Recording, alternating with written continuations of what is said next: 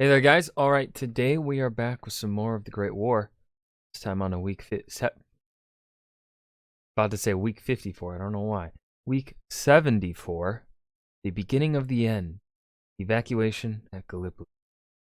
Well, I'm guessing the beginning of the end for the Battle of Gallipoli, because certainly not the beginning of the end of the war, unless, well, depending on what we consider beginning of the end. You could also consider the very start of the war also the beginning of the end, because it's the beginning. Yeah. Anyways, before we dive in, make sure you go and check out the links in the description box below. I would love it if you joined the Discord and followed me over at Twitch. Yeah, let's go ahead and dive right in. Since April, they had been there. They had attacked again and again.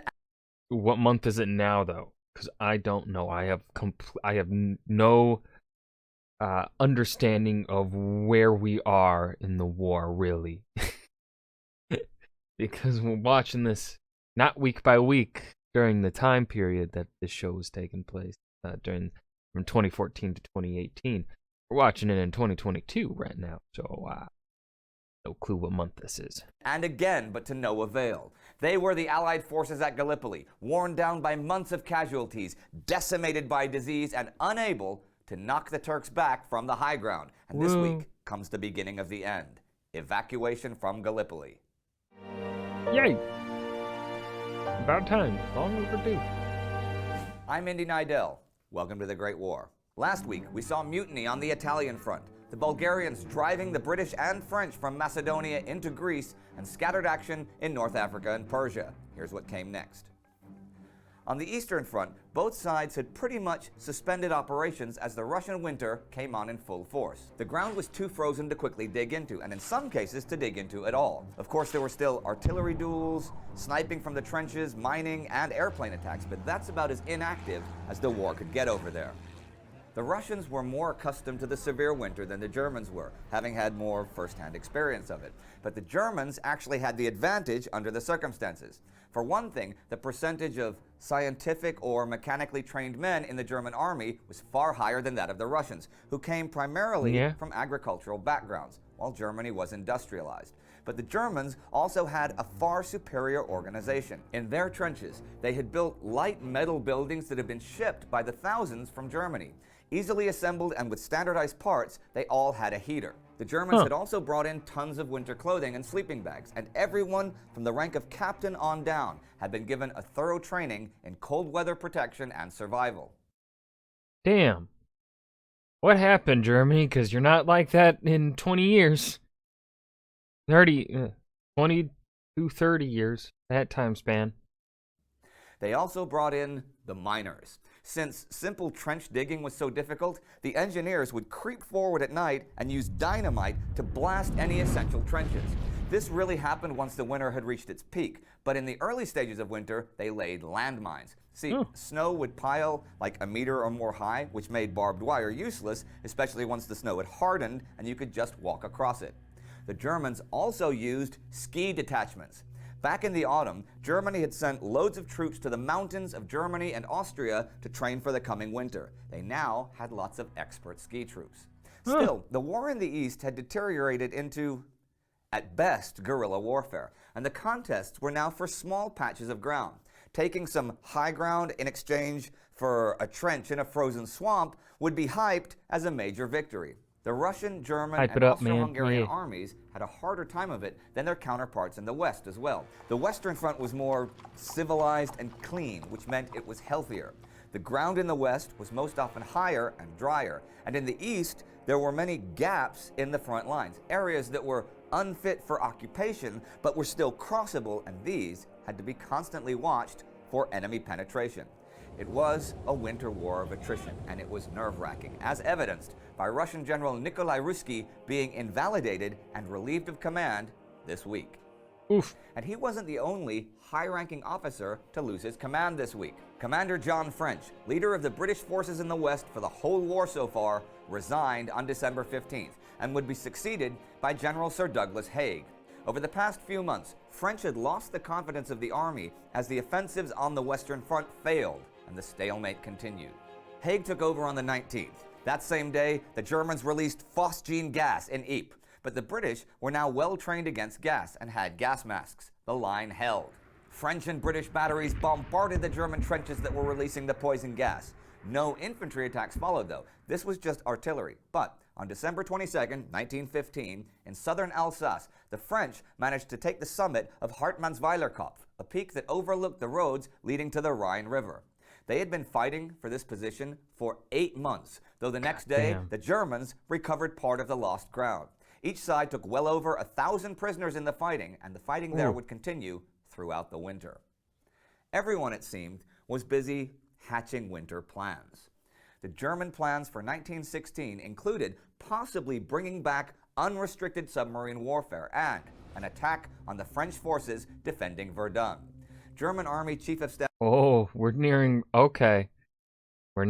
Verdun time. All right. Erich von Falkenhayn's plan was to destroy French morale by simply bleeding the French to death. He even used those words when he wrote the Kaiser about it. The historian Alistair Horn had this to say about that plan. Never through the ages had any great commander or strategist proposed to vanquish an enemy by gradually bleeding him to death. The macabreness, the unpleasantness of its very imagery could have only emerged from and was symptomatic of that great war where in their callousness, leaders could regard human lives as mere corpuscles. Falkenhayn also thought that Russia could no longer be a threat in the East and that its internal troubles would take it out of the war. In fact, just after Christmas, Berlin gave the Bolshevik Alexander Parvus 1 million rubles to spread anti-war propaganda in Russia. There was a major plan that was actually being put into action this week, and it was Brigadier General Brudenell White's plan for the evacuation of Anzac and Suvla at Gallipoli. His plan was to conceal the evacuation until the last moment, to fool the Turks, who were otherwise capable of bombarding the beaches and causing huge casualties. It was actually a brilliant plan that was both detailed and imaginative, unlike pretty much every other plan at Gallipoli so far. I love it when he just roasts the fuck out of the plans, the previous plans of former generals. In the week before evacuation, the forces would be thinned out to the bare minimum needed to hold the front line, with every effort being made for things to appear normal. One really clever part of the plan was introducing silent periods in the weeks before to get the Turks used to the absence of noise that would be apparent. Oh, that's really fucking clever. When the trenches emptied in the final hours. These silent periods worked. After sending over parties to investigate some of the silences and having them cut down, the Turks stopped probing. By the final night, the troops fucking holy shit. Where was this guy should have been in charge of it from the beginning. Had been thinned out considerably, and on December 18th, in 3 batches at 10, midnight, 1 a.m., passenger steamers took more men away. There were now just 10,000 men at Suvla and 10,000 at Anzac. Would the Ottomans notice when the dawn came? Well, to deflect from that possibility, attacks were launched at Cape Helles on December 19th. With a simultaneous naval bombardment, the Turks were fooled, and once darkness fell, Suvla and Anzac were empty. The evacuation of the troops from Anzac and Suvla had begun December 8th, and in 12 days, 83,048 men, 4,695 horses and mules, yay, they got the horses, 1,718 vehicles, and 186 heavy guns were taken off. All that was left were the 40,000 or so men at Cape Helles, and there they remained. On the 21st, the Turks claimed the evacuation was a great Turkish victory with heavy British losses. The fact is, there were exactly 3 wounded. But the Ottomans were on top everywhere. In Mesopotamia, where they were besieging 25,000 British and Indian troops at Kut with 80,000 troops. On December 20th, Lloyd George said this in the House of Commons about the frustrating losses at Gallipoli and in Mesopotamia.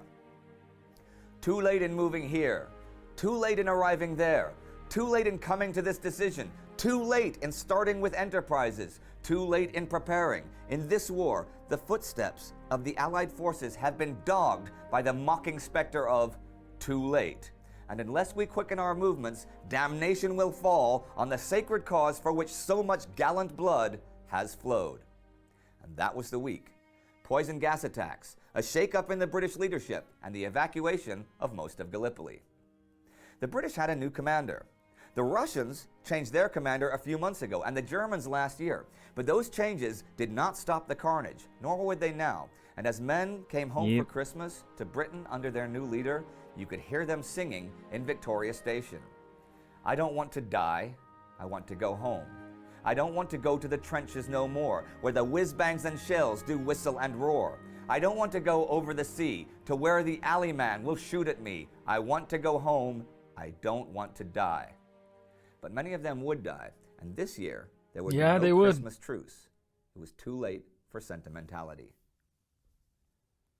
Last year, we did a special episode about the Christmas truce of 1914, and you can see that episode right here. And that was the beginning of the end. Evacuation at Gallipoli. The Great War, week 74. Really wasn't much anything here happening aside from really the only thing interesting happening here was the evacuation at Gallipoli. That was a cool plan. That was really cool to hear. Honestly, pretty ingenious. The rest, this was a slog of an episode in my opinion. There was nothing really for me to fucking comment on. Winter. It's here. They're cold. Things aren't happening. That's it. But I hope you guys enjoyed. Remember to hit that like button and subscribe for more. And I will see you guys in the next video. Peace.